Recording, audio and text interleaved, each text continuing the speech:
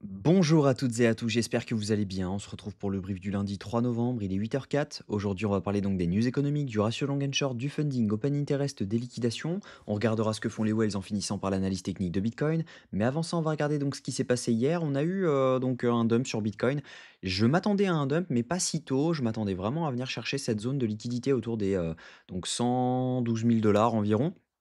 Chose qu'on n'a pas faite, étant donné tout simplement qu'on a ravalé, cette mèche-ci et lorsqu'on a ravalé cette mèche, bah, tout simplement, on est passé baissier. On a eu notre changement de tendance donc en M15 juste ici, et donc clairement, bah, c'était pas forcément intéressant d'ouvrir, d'aller chercher, du long. On a validé notre changement de tendance et par conséquent, bah, on a, simplement mèche au-dessus donc de cette trendline pour derrière piéger tous les longs et derrière venir chercher reprendre les liquidités de ce dernier FVG H1 donc que nous avions juste ici, on le voit très bien, hein, on a eu, donc cette mèche-là sur la news de Trump.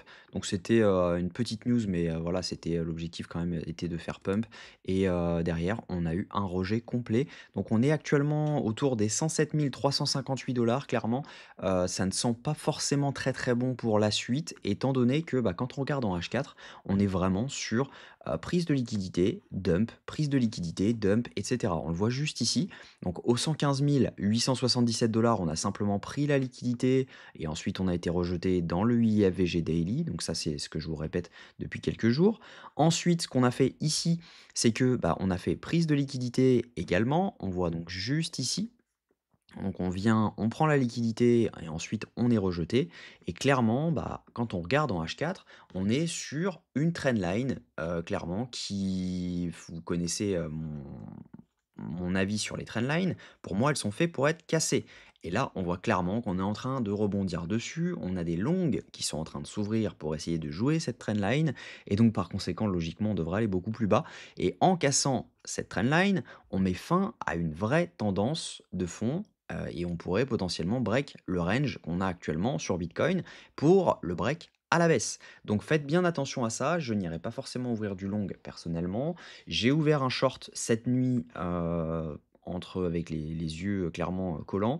Voilà, je l'ai ouvert autour des 110 135 donc c'était, vers 1 heure du matin quand j'ai vu, en fait, tout simplement qu'on avait été rejeté par le FVG H1. J'ai reçu mon alerte et donc j'ai ouvert le short avec un stop au-dessus des 111 227 mais voilà, clairement, on est sur quelque chose qui pue. On est, vraiment sur une structure qui sent le sapin et on pourrait aller beaucoup plus bas, notamment venir chercher au minimum les 106 000 et derrière, si jamais vraiment cette structure ne tient pas, on pourrait très bien faire un retest de cette trend pour derrière aller beaucoup plus bas et potentiellement venir chercher les 92 000 et les 92 000 je vous en parle quand même depuis quelques mois, quelques semaines du moins. Donc au moins depuis juin, donc ça fait quand même quelques mois, et on pourrait venir tout simplement chercher ce, FVG daily qu'on a entre les 91 430 et les 88 000. Ça ne veut pas dire qu'on s'arrêterait là, ça veut simplement dire que c'est une zone dans laquelle on pourrait rebondir et c'est honnêtement la seule zone d'intérêt si jamais on vient break les 101 000 c'est vraiment la seule zone d'intérêt dans laquelle on pourrait rebondir. Donc faites vraiment attention à ça. Là, on a une prise de liquidité à faire, hein. On a vraiment eu une accumulation de stop là-dessus. Donc ça veut dire que quand on va arriver dans cette zone, logiquement, on a des gens qui sont encore en position, logiquement c'est des gros portefeuilles, leurs stops ont été remontés petit à petit, donc quand ils vont clôturer, bah, ça va tout simplement faire des ventes market, et donc par conséquent on peut aller beaucoup plus bas. On a également la possibilité que beaucoup de gens se mettent à long ce dump pour choper le bottom, et leur stop loss ils vont le mettre où? Ils vont le mettre ici. Ils vont pas le mettre ici, hein, on est d'accord, on va pas rentrer à 93 000 avec un stop à 74 000. Donc c'est ça le problème des retails et cetera, c'est que, bah, leur stop loss, si jamais on vient à dump, ils vont être juste là, dans cette zone de liquidité et ils vont même se dire: «OK, je le mets pas sous celui-ci, je le mets sous le deuxième parce que celui-ci, il pourrait être pris donc peut-être que j'aurai de la chance et je serai pas pris». Mais en fait, quand vous avez cette zone qui est prise, celle-ci sera prise également et logiquement, on viendrait chercher le FVG daily dans cette zone. Donc ça veut dire, attention, si on n'a pas de changement de tendance qui vient suite à la prise de liquidité des 106 000 qu'on a donc juste ici.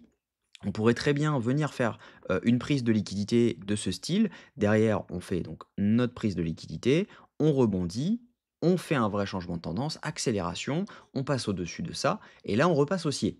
Mais si on ne fait pas ça, on pourrait faire quelque chose comme ça, mais si on ne fait pas ça, clairement, bah, si on voit que on a un dump, on reteste la trend et on repart sur des changements de tendance et sans valider un changement de tendance ici, clairement, je vous le dis, ça pue, on pourrait venir chercher les 92 000 $.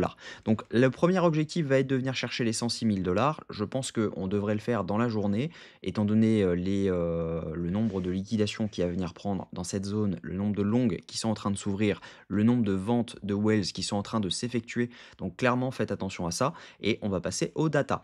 Au niveau news économique, aujourd'hui, on a le PMI manufacturier à 15h45. On risque d'avoir pas mal de mouvements quand même liés à cette news. Au niveau crypto bubble, ce qu'on voit, c'est qu'on a du rouge partout, c'est normal, sauf sur Aster.